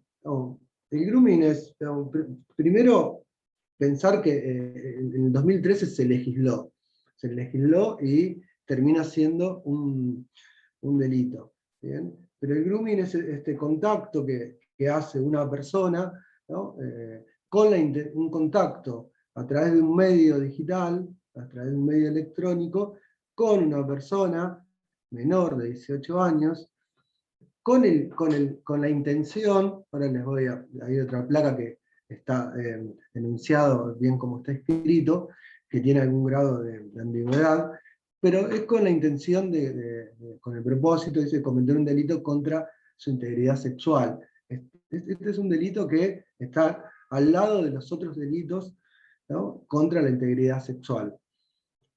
En ese sentido, para nosotros es importante pensar que este fenómeno no puede pensarse aislado de los demás problemas en términos de delitos sexuales, ¿no?, que trabajamos tanto del Código Penal, tanto de la legislación de protección de la niñez, tanto del trabajo que hacen las organizaciones. Es decir, para nosotros es imposible pensar el grooming separado de lo que es en general el abuso sexual y todas, digamos, todas las distinciones que se pueden hacer dentro de lo que es el abuso sexual. Específicamente, hay un vínculo muy muy estrecho con lo que es la producción, distribución y circulación y tenencia de material digital donde hay contenido sexual, donde aparecen niños, niñas y adolescentes. Es decir,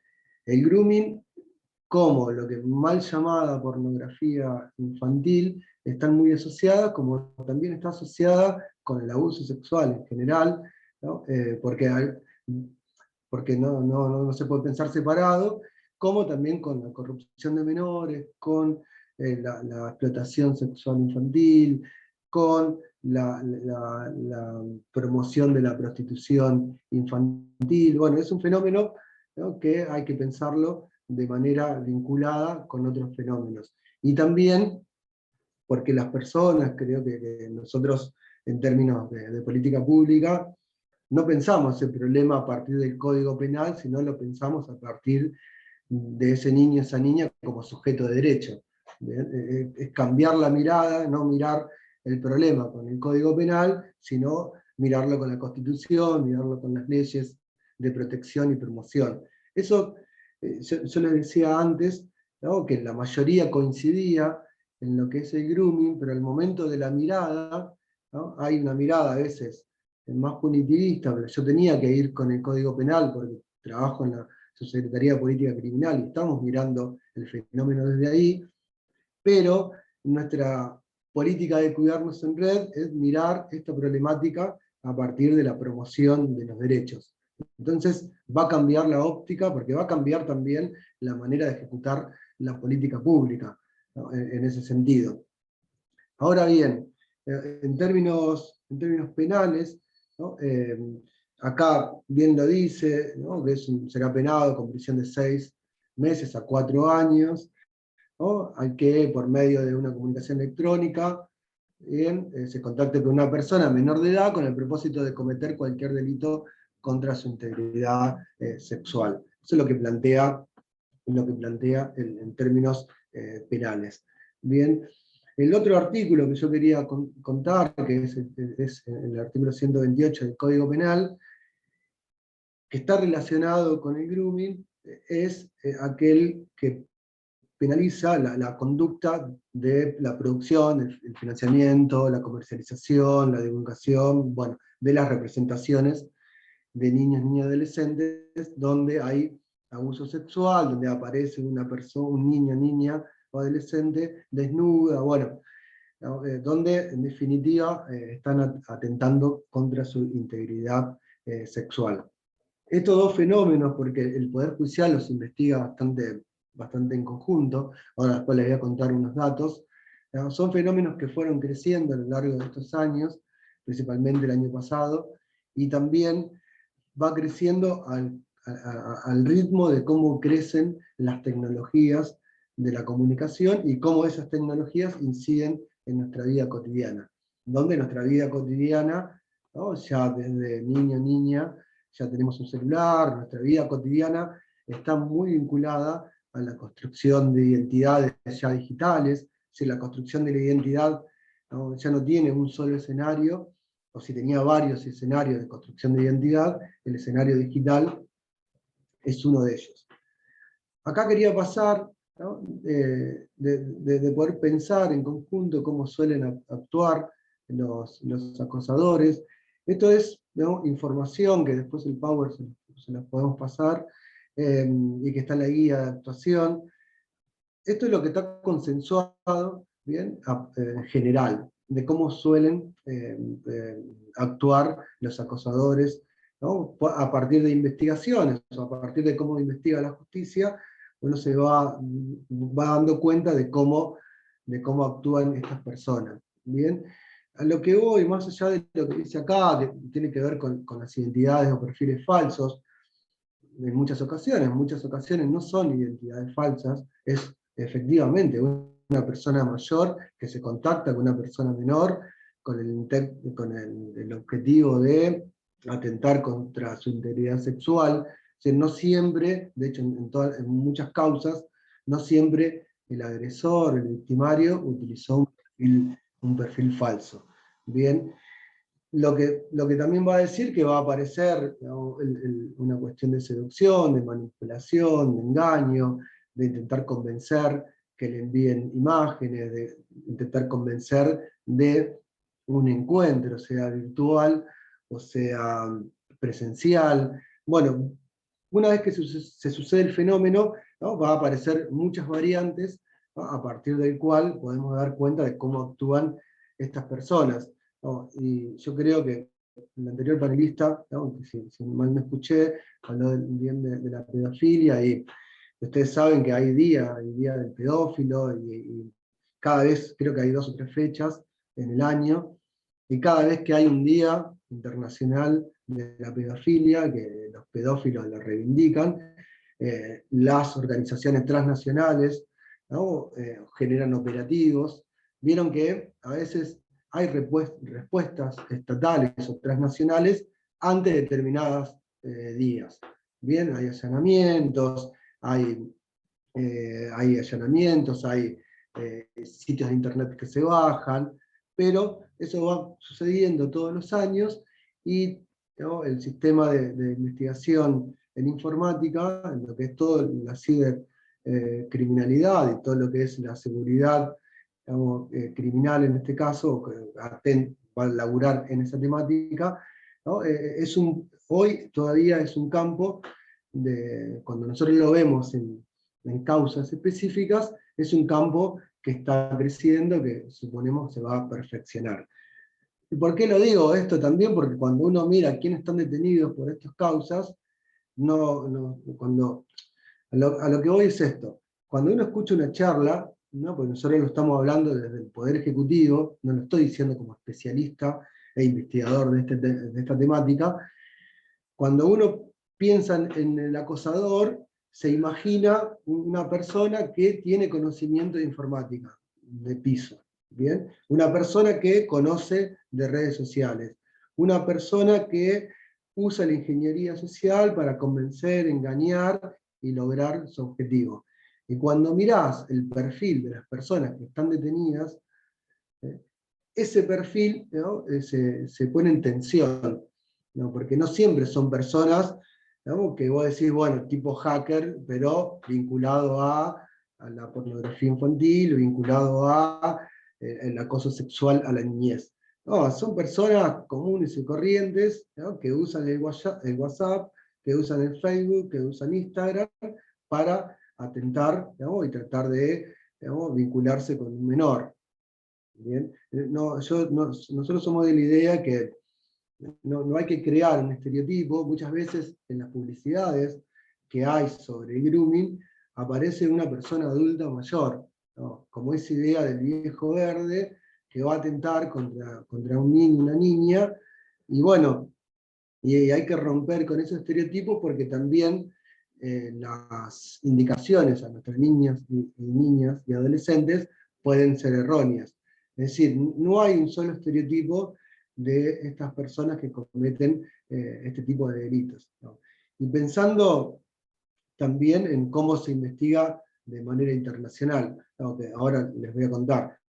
Acá no me voy a detener mucho de cómo cuidarnos, ¿no?, porque son cuestiones como muy básicas.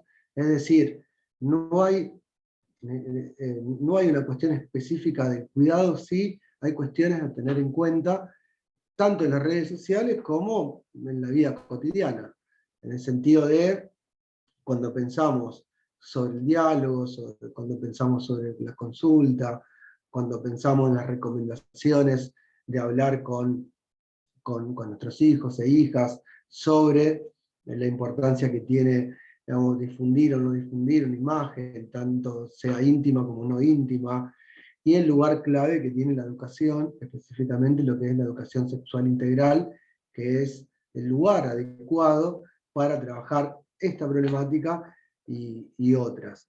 Bien, yo no me quería detener mucho en este punto, ¿no?, porque quería un poco referenciar a partir de lo que decimos cómo es en la provincia de Buenos Aires este fenómeno. Porque si ustedes miran cualquier diario, se googlean ahora y ponen cómo aumentó el grooming en la Argentina, van a encontrar datos que nunca se sabe de dónde salen. Uno va a decir el 500%, el otro el 30%, el otro el 200%, es decir, con fuentes a veces dudosas, con fuentes, ¿no? Que cualquier fuente hay que ver cómo se construyó. Bien, acá nosotros tenemos una fuente, puede haber otras, a partir de datos uno construye el fenómeno. Y en este caso van a ver efectivamente cómo sube el delito, pero no es cómo sube el delito, sino cómo sube la cantidad de causas, ¿bien?, de investigaciones penales sobre ese fenómeno. Eso no significa que aumentó el fenómeno, eso significa que hay más denuncias y hay más investigaciones, ¿bien? Porque a veces decimos, bueno, crecieron la cantidad de causas, o el año pasado, en muchos de los índices de la criminalidad bajaron. ¿Por qué? Había menos circulación, por el efecto de las restricciones, ¿bien? Y eso no significa que bajó la cantidad de denuncias, ¿bien? Eso no explica que ha bajado el conflicto, ¿bien? ¿Acaso sí son datos? Fíjense en cómo va subiendo hasta tener del 2017 al 2020, pasamos de 892 investigaciones penales preparatorias a 3.500. Y van a ver que en los primeros 3 años, del 2017 al 2019, está como bastante igualado lo que es el grooming con lo que es, ¿no?, abuso sexual en representaciones digitales derivadas. Pero en el último año, fíjense cómo va a cambiar, ¿no?, la situación. Hay 2.800 investigaciones por pornografía infantil y 700 causas, ¿no?, por lo que es grooming. Y esta es una manera de representarlo. Acá están los datos. Fíjense que se concentre en 4 años comparados. En el 2020 se concentra la mayor cantidad de causas. Algunos van a decir que es por la pandemia, otros van a decir por el modo de registrar la circulación de imágenes de contenido sexual donde aparecen menores de edad. ¿Bien? Que va a conjugarse ambos. Esto es un crecimiento a nivel internacional, que se refleja en Argentina específicamente y se refleja en la provincia de Buenos Aires. Acá van a ver que el mayor índice de crecimiento lo tiene este artículo que penaliza la distribución, circulación. Bueno, yo lo voy a resumir con pornografía infantil, aunque esté, digamos, si no tengo que hacer cada vez que hable, ¿no?, volverlo a nombrar, o si no, simplificarlo con el artículo 128, que está vinculado a este fenómeno que hoy comentaba. Pero fíjense que en el 2020, ¿no?, se lleva casi, bueno, se lleva más de la mitad de las causas iniciadas en estos 4 años. ¿Y eso a qué obedece? Eso obedece a que el 75% de esas, por ejemplo, del año pasado, de esas 2.500, 2.800 causas, se generan por informes, ¿no?, que son informes, reportes, que hace una organización no gubernamental de Estados Unidos, que son los informes TIP-Line, que hace esta organización que se llama NAMEC. NAMEC es una organización con base en Estados Unidos que tiene convenios con todas las prestadoras, creo que son más arriba de 100 prestadoras, bueno, pero la más conocida como todo lo que es el grupo de Facebook, que tiene Twitter, que tiene Instagram, que tiene varias redes sociales, bueno, también Twitter, Google, todas las grandes prestadoras de servicios de comunicación digital tienen un convenio, ¿no?, porque también tienen un convenio con Estados Unidos, con lo que es el Departamento de Seguridad. Entonces, cada vez, digamos, que Facebook, para un ejemplo, o Instagram, captura una imagen, ¿no?, donde hay un niño, una niña, un adolescente, bien, y hay algo ahí que está vinculado a lo sexual, lo captura por inteligencia artificial y lo reporta. ¿Bien? Lo reporta primero a Estados Unidos, a esta organización, fíjense que ellos manejan toda la información del mundo, ¿no? Es decir, son millones y millones y millones de personas que utilizan las redes sociales, y cada vez que hay un envío de una imagen, eso lo capta, lo informa, Estados Unidos lo manda a la Argentina, porque hay convenios, lo manda a Buenos Aires, a una fiscalía especializada, y esa fiscalía especializada después se lo manda a cada procuración de cada jurisdicción del país.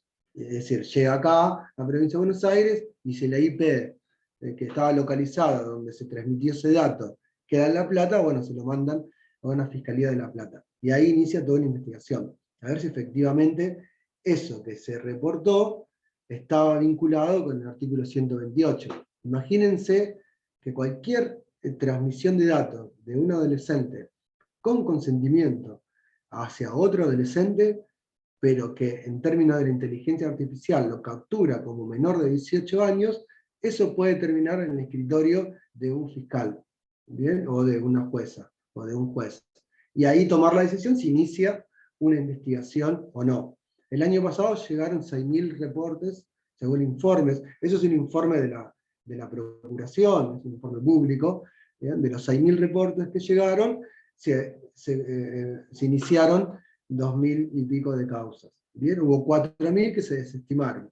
No sé por qué se desestimaron, si porque estaban repetidos, o porque era, digamos, una imagen que le pasó una mamá al pediatra el año pasado, ¿no? De sus genitales, porque no la podía atender solamente por WhatsApp.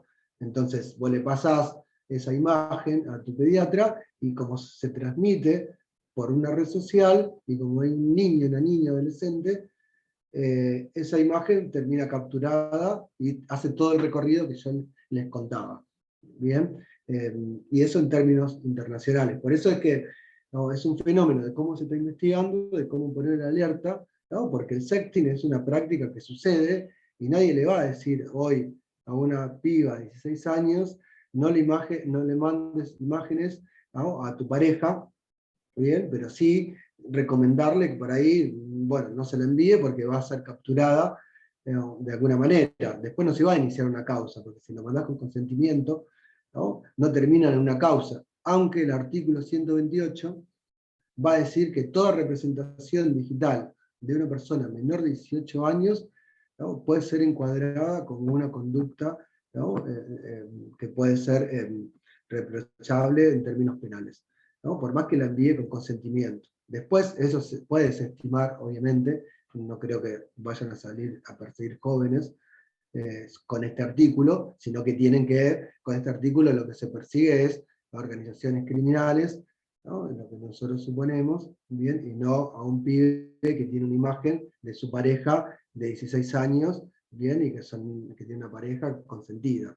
¿Bien? Pero bueno, este artículo y cómo se investiga internacionalmente, yo se los planteo y se los cuento cómo es. La mayoría de estas investigaciones comienza con estos informes, y el otro 25% es a partir de denuncias.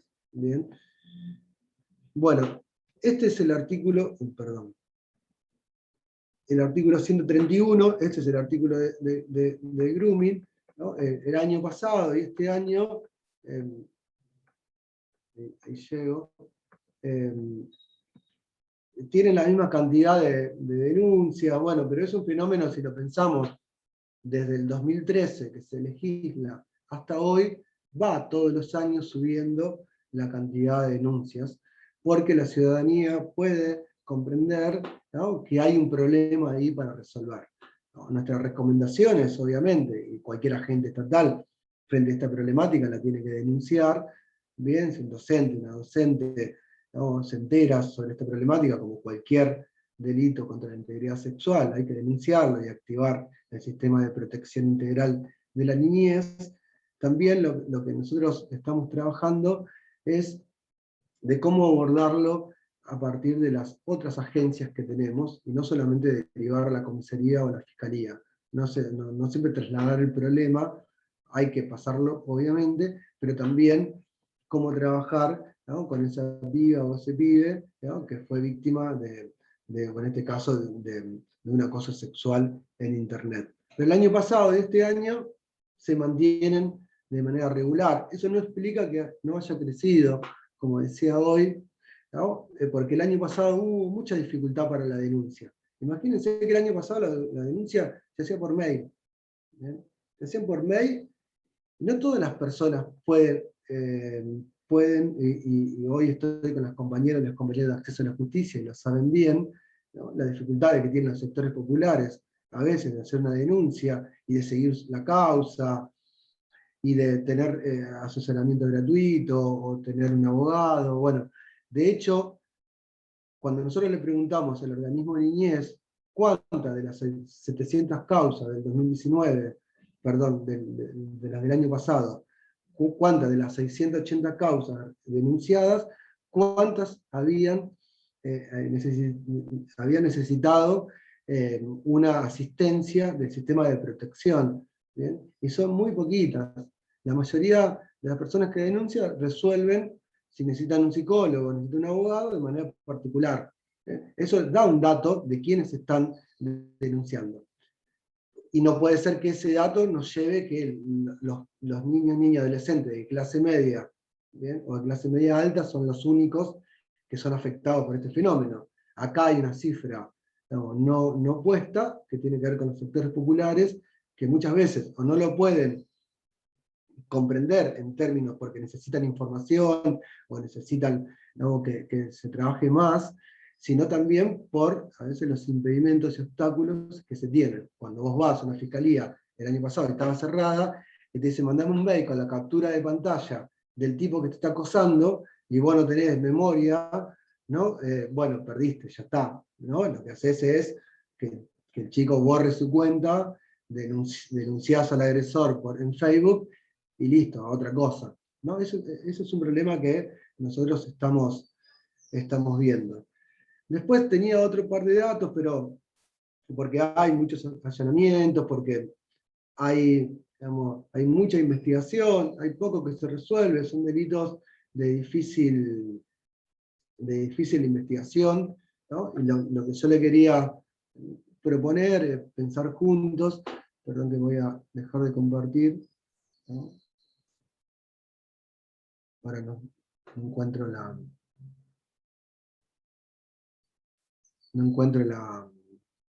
el botón para dejar de compartir. Perdón, acá. Ahí va. Que mi intención de mostrar estos datos está vinculada a la posibilidad de pensar el fenómeno, ¿no?, con algún grado de sustento, y no empezar una charla diciendo, bueno, que había crecido, cómo, ¿no?, sino empezar a ver, ¿no?, por qué crece la investigación penal en esta temática, ¿no?, cómo está configurado este tipo de fenómeno en términos penales, pero también cómo lo pensamos en términos estatales, a partir de una conflictividad, ¿no?, que para nosotros, para nosotras, insisto, empieza con las políticas de cuidado y no empieza con el problema. Porque si yo empiezo por el problema, llego tarde, como Estado. Cuando nosotros... Poniendo 3 clases de líder, el autoritario, el democrático, y llegamos con los resultados, laissez-faire, me sale francés, pero el que deja pasar todo, el que está ahí. A ver, Marcos Javier Cala, sí, por favor, si se puede silenciar, que se le activó el micrófono. Por favor. Gracias. Lo que es un poco... Ahí está. Bueno, pasar.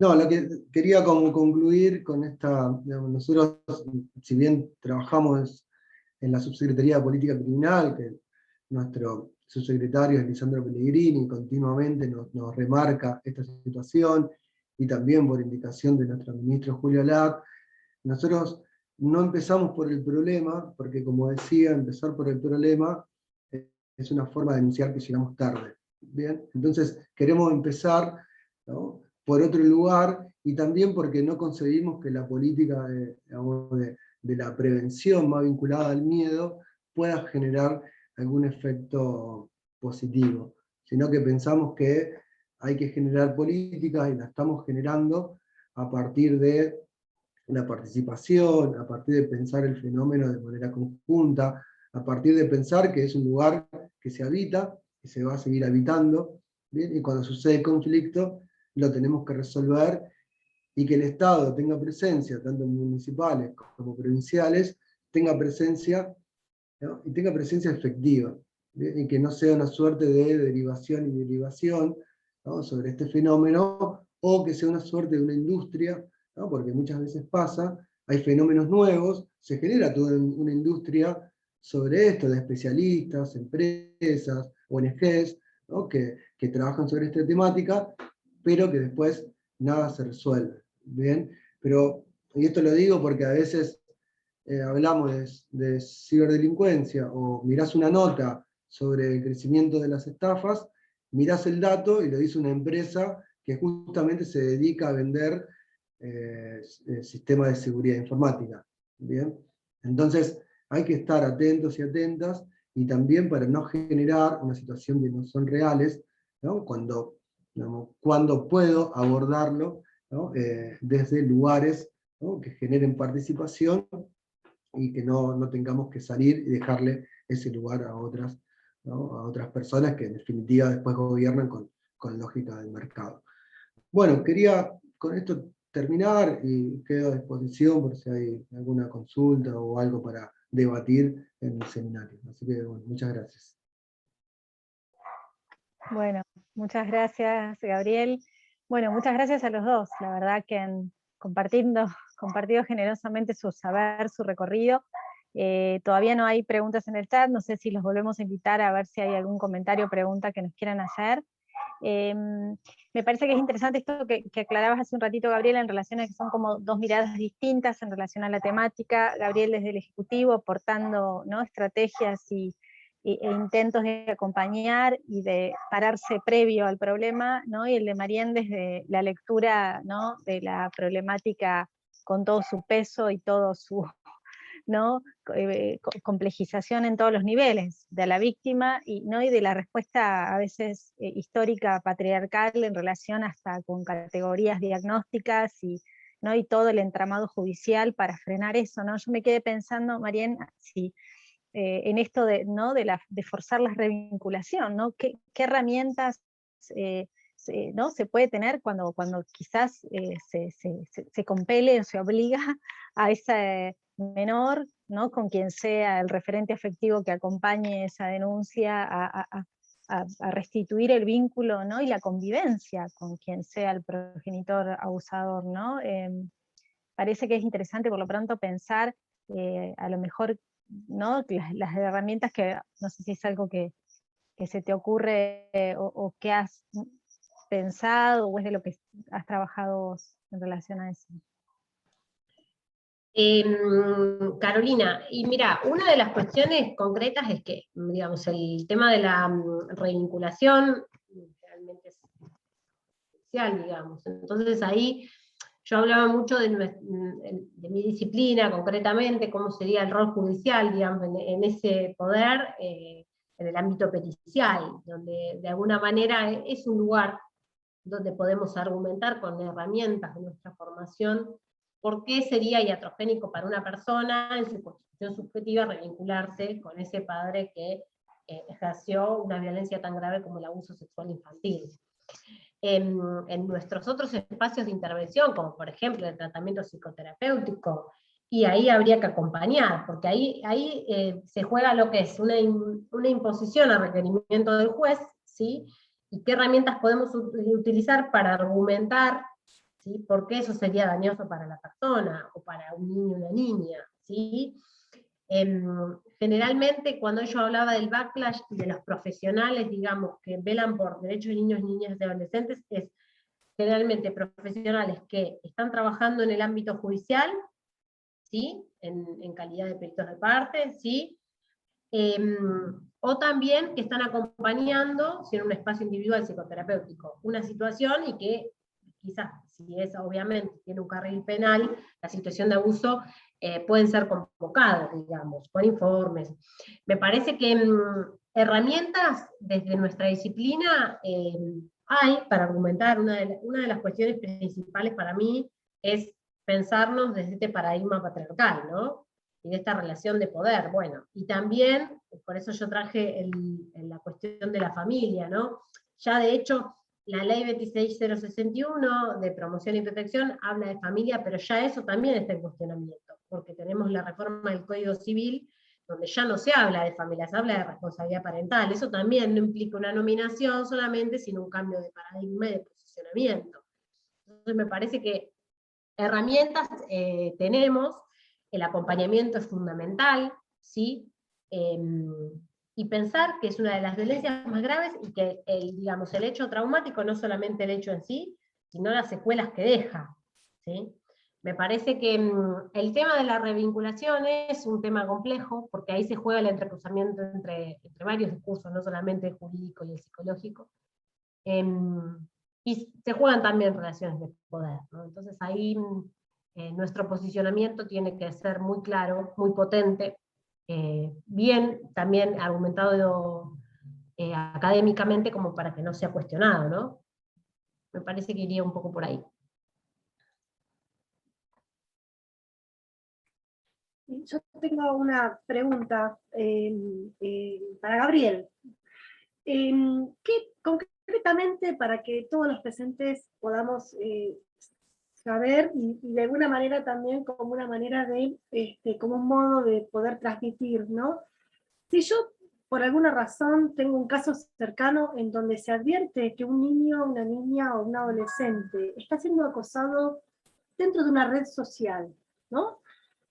O soy docente de una escuela, para ponerlo en esos términos, o soy madre, o soy allegado. ¿Qué es lo que yo tengo que hacer? Digamos, en este contexto, ¿no? Donde se advierte que hay un acoso sexual a un niño, niña o adolescente. Bien, por un lado, bueno, diferenciar entre lo que tiene que hacer un docente, ¿no? Lo que tiene que hacer una mamá de ese niño o esa niña. ¿Bien? Como docente, como agente del Estado, como cualquier agente del Estado, tiene que informar, ¿no? Bueno, en ese caso a su superior, a su directora, ¿no? Toda la vía jerárquica que es el sistema educativo, y tiene que radicar una denuncia. Es decir, cuando hay un delito que afecta a un niño, niña, adolescente, está obligada la agente estatal a hacer la denuncia. ¿Bien? Yo como mamá, como papá, también le recomendaría hacer la denuncia, ¿bien? En una fiscalía, ¿no? Si puedo hacer una fiscalía mejor, a una comisaría de la mujer también, ¿bien? Según donde viva, ¿no? Según donde me quede más cerca, ¿no? También le diría que, no, en primer lugar, no denuncie en la red social, ¿bien? Porque si es Pedro, no sé, Pedro Flores, cualquier apellido, ¿no?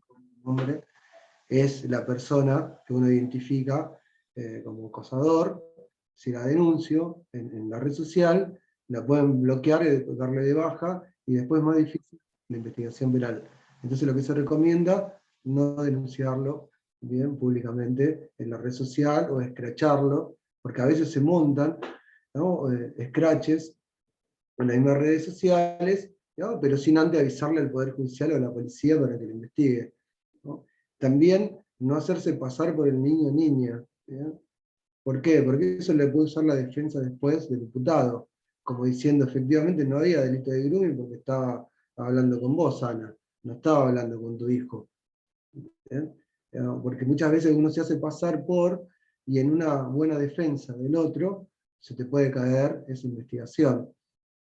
Como docente, y ahí vuelvo, también avisarle a lo que es el sistema de protección. Nosotros tenemos los equipos zonales, ¿no? Los servicios zonales, los servicios locales, avisarle a la dirección de niñez, adolescencia del municipio.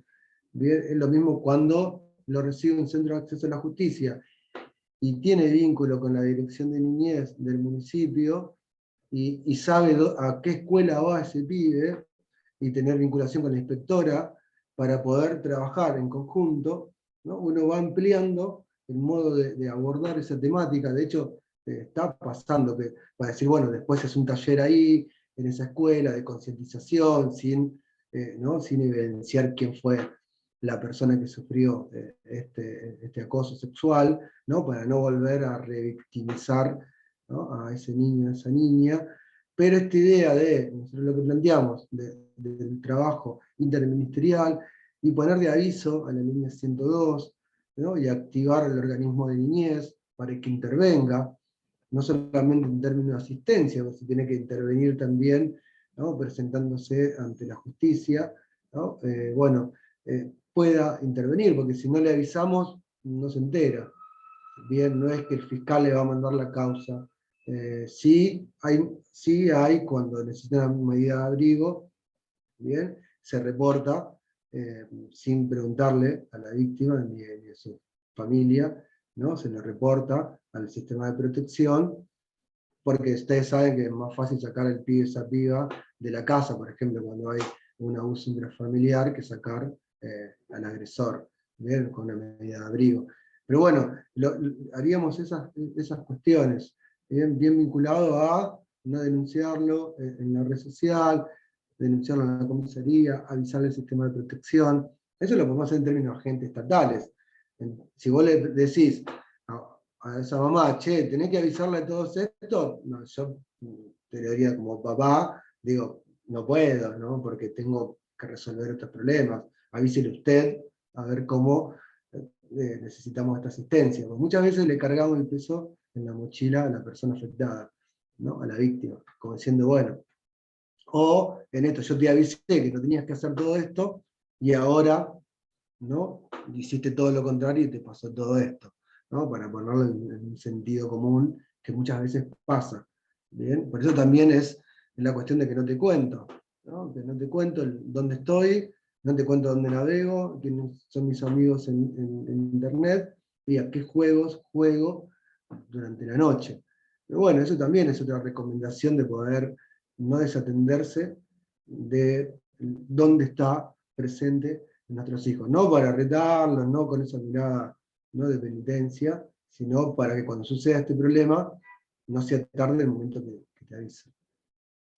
Y además lo difícil que debe ser también comunicarlo, porque en esto me parece que es un poco, si bien Mariel hablaba más del abuso sexual, el secreto, la vergüenza y la culpa también están acá en juego, ¿no?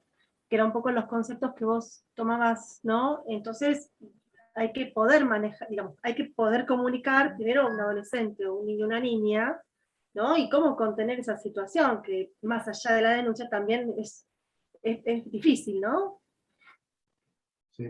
Sí, seguramente acá la compañera tiene más herramientas conceptuales para poder explicarlo, pero cuando un niño o una niña ha sido forzado a mandar una imagen, ¿no? De su torso desnudo, me parece que entra en toda la situación de cualquier tipo de abuso sexual. Es decir, de hecho, algunos dicen ahí hay un abuso sexual, ¿no? Ahí no hay un intento de atentar contra la integridad sexual. Hay algunos fallos que dan cuenta digamos, tranquilamente, y se ha fallado, se ha condenado por abuso sexual, porque han logrado que dos niñas, ¿no? Se toquen, o a sí mismo, que una niña se haya tocado frente a una cámara, ¿no? Y terminó siendo condenado como, ¿no? En términos penales por abuso sexual. Porque el grooming es un artículo, ¿no? Que tiene una pena baja, nadie está detenido solamente por grooming, bueno, hay muy pocas personas detenidas por este artículo penal,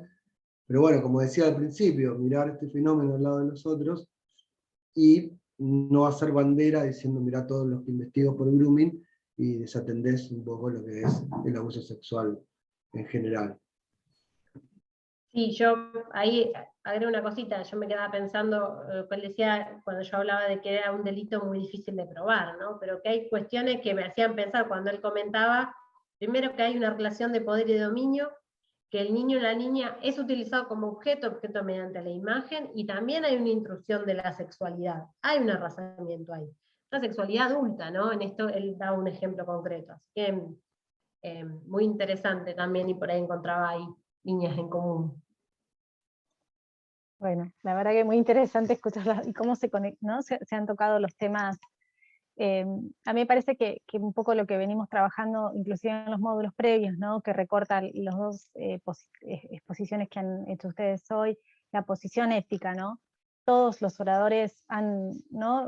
reforzado esto, la posición ética respecto de cómo uno se para frente a la escucha, a la escritura del informe, ¿no? Digo, menciono los temas que hemos trabajado, de perspectiva de género, perspectiva de derechos humanos, y hoy por hoy yo pensaba esa frase que hemos escuchado tantas veces, pero que es necesario recordar, que cada niño es el propio, ¿no? Como que cada niño hay que mirarlo, hay que tratar de acompañarlo, un poco como decías vos, Marién, ¿no? Acompañar, empatizar con lo que le pasa al otro más allá de la profesión o el lugar donde uno trabaje, que uno pueda observar, como vos bien decías, Marién, aquellos aspectos de cambio conductuales, ¿no? En cualquier ámbito en el que uno los vea, ¿no? Sea uno docente, sea mamá, sea la mamá de un amiguito, que lo vea, lo que uno perciba, me parece que, y que pueda hacer valer el lugar del padecimiento de otro, me parece que es lo necesario y es lo único que puede hacer la diferencia, que es y visibilizar, que es lo que estamos haciendo, visibilizar las temáticas. Así que bueno, otra vez agradecerles a los dos, a todo el auditorio, bueno, y ahora Ana va a hacer la difusión de las actividades que continúan. Y un poco en sintonía con esto que charlamos hoy, el próximo encuentro, que el tema, iniciamos un nuevo módulo, la temática que vamos a abordar es sobre niñeces y adolescencias actuales y las nuevas presentaciones. Si bien en el cronograma habíamos planteado reunirnos el 28 de octubre, lo vamos a pasar este encuentro al 4 de noviembre. ¿Por qué? Porque el 28, 29 y 30 está el Congreso de Victimología en la Facultad de Psicología de la Universidad de La Plata. Entonces, queremos invitarlos a que participen y que no se pierdan de los talleres que la facultad que la facultad está organizando sobre varios temas en relación a la victimología, infancias y violencias. Les digo algunos de los temas, ¿no? Políticas públicas en prevención de las violencias, victimología, acceso a justicia y salud mental, violencias, medio de comunicación y subjetividad, violencias, géneros y diversidad, bueno, entre otras temáticas. Así que los invitamos a que se inscriban, si quieren participar, tienen que googlear, ponen Congreso Internacional de Victimología, y ahí les va a salir el link para que se puedan inscribir. Y nosotros nos volvemos a encontrar entonces el 4 de noviembre con esta nueva temática a las 14 horas. Bueno, gracias a todos y a todas por participar, y bueno, y gracias por supuesto a los expositores, a Marién y Gabriel, por habernos compartido su saber acerca de la temática de hoy. Nos vemos entonces en 15 días. Saludos.